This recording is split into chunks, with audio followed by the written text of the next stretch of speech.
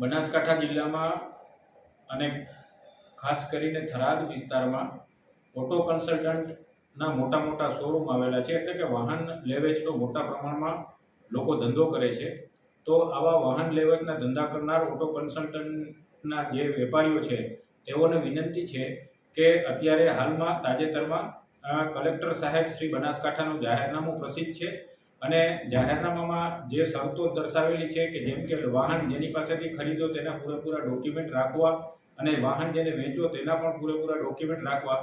આ બધી વસ્તુ રાખવી જરૂરી છે. જો આ વસ્તુ આવી રીતે નહીં રાખો તો જાહેરનામાના શરતોનો ભંગ થશે, તો તમારી ઉપર આઈપીસીની કલમ 188 મુજબ ગુનો દાખલ કરવામાં આવશે. એટલે આવા વાહનોની લેવેચના ધંધાર્થીઓ છે, જેના મોટા મોટા શોરૂમો છે, તે તમામને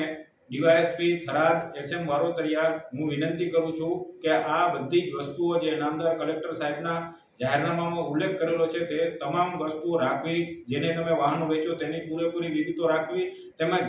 જેની પાસેથી તમે વાહન ખરીદો તેની પણ પૂરેપૂરી વિગતો રાખવી, તેમજ તમારા શોરૂમ પર જે વાહનો છે તે વાહનોની નંબર પ્લેટો વ્યવસ્થિત રાખવી. વાહનોમાં કાળા કાચ ચડાવેલા હોય તો આવા વાહનો નહીં રાખવા અને જો આવા કોઈ જાહેરનામાનો ભંગ થશે તો કાયદેસર પગલાં લેવામાં આવશે. અને નજીકના દિવસોમાં અમે આવી ઝુંબેશ ચાલુ કરવાના છીએ કે જે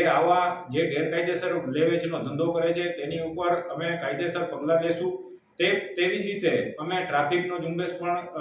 અત્યારે ચાલુ કરવા જઈ રહ્યા છીએ. તો આમ જનતાને પણ વિનંતી છે કે તમારા વાહનોના કાળા કાચ